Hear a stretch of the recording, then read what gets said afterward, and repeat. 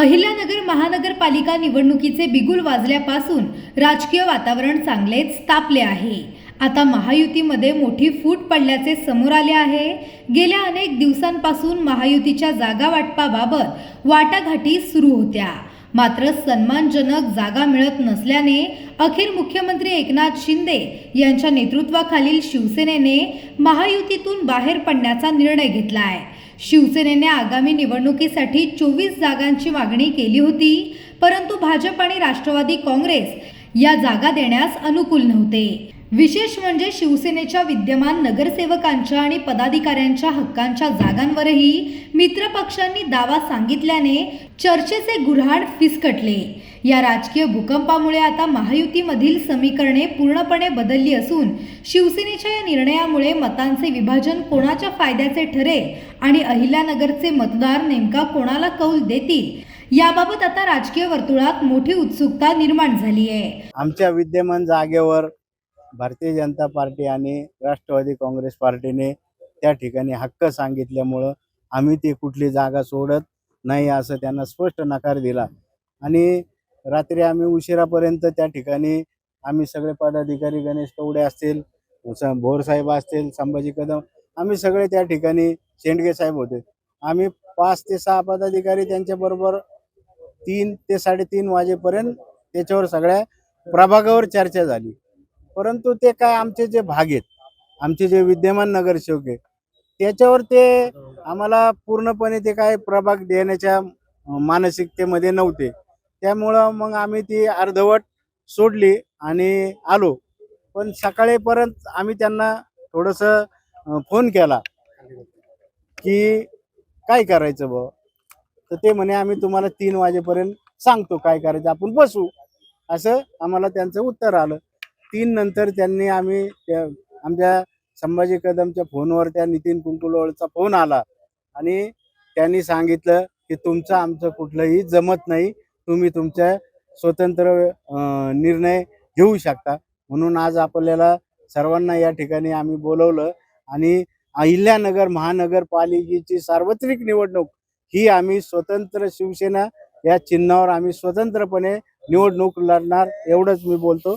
दरम्यान अहिल्यानगरमधील महायुतीतील घडामोडींचा आढावा घेतलाय आमचे प्रतिनिधी गिरीश रासकर यांनी।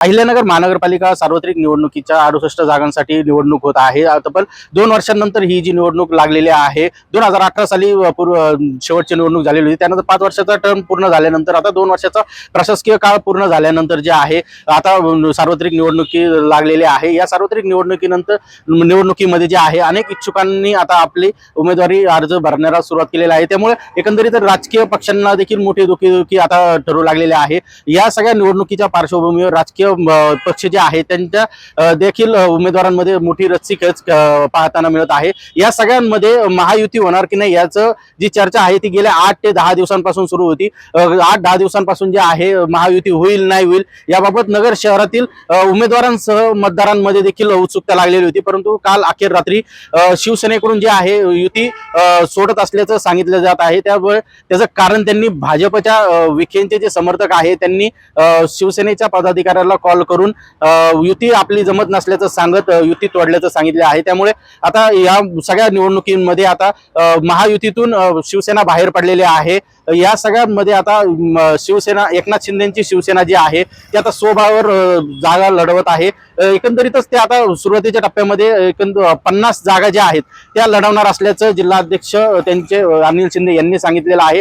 दरम्यान या सगळ्या युती आणि महाविकास आघाडीच्या चर्चेच्या गुऱ्हाळांमध्ये उमेदवारांची जी आहे मोठी ससेवलपट झाल्याचं पाहायला मिळते। कारण पक्षाकडून तिकीट मिळतं की नाही, पक्षाच्या तिकिटासाठी सातत्याने प्रयत्न करणं, त्याचबरोबर उमेदवारांना जे मतदारसंघामध्ये मतदारांना भेटण्याची देखील कसरत या उमेदवारांना करायला पाहायला मिळत होती। परंतु आता काल युती होणार नसल्याचं स्पष्ट झाल्यानंतर आता शिवसेनेचे जे उमेदवार आहेत त्यांनी उमेदवारी अर्ज भरायला सुरुवात केलेली आहे, पक्षाच्या नावाने उमेदवारी अर्ज भरायला सुरुवात केलेली आहे।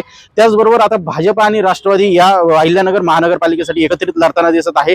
त्यामुळे आता कुठेतरी मतदार जे आहेत ते शिवसेनेला कौल देतात की सेना भाजप आणि राष्ट्रवादीकडे कौल देतात हे पाहणं महत्वाचं ठरत आहे. या सगळ्यांसोबतच आता महाविकास आघाडीने देखील आपण एकत्रित लढणार असल्याचं काल सांगितलेलं आहे. त्यांची देखील जागा वाटप जे आहे ते अंतिम टप्प्यात असून आता आज सकाळी 12 वाजेपर्यंत त्यांचे देखील एबी फॉर्म उमेदवारांना देण्यात येणार आहेत. त्यांनी देखील आता काल खासदार निलेश लंके यांनी पत्रकार परिषदेत सांगितलं की आम्ही जागा वाटपांवर कुठल्याही तडजोड करणार नसून ज्या ठिकाणी ज्या उमेदवाराचं तुल्यबळ जास्त दिसत आहे त्यांना त्या जागांवर निवडून देणार आहे, उमेदवारी देणार आहे. यामध्ये पक्षाचं चिन्ह आणि पक्षीय राजकारण तिथे आणलं जाणार नाहीये. पॅनल टू पॅनल जे आहे ते या सगळ्या मतदारसंघांमध्ये पाहायला मिळणार आहे. ज्या ठिकाणी राष्ट्रवादी शरदचंद्र पवार पक्षाचं बळ जास्त आहे तिथे राष्ट्रवादी शरद पवार पक्षाचे उमेदवार 4ही देणार असल्याचं सांगितलं. ज्या ठिकाणी काँग्रेसचं प्राबल्य जास्त आहे त्या ठिकाणी काँग्रेसच्या चिन्हांवर इतर उमेदवार उभा करण्याचं देखील सुतवाच खासदार निलेश लंके यांनी केलेलं आहे. त्यामुळे एकंदरीतच महाविकास आघाडी जी आहे ती खासदार लंके यांच्या नेतृत्वाखाली एक समज सुरू असली तरी महायुतीतील ही जी युती तुटलेली आहे त्यामुळे कुठेतरी विखे आणि जगताप यांना आता या मोठी कसरत करावी लागणार असल्याचं पाहायला मिळत आहे. गिरीश रासकर, नवराष्ट्र, अहिल्यानगर.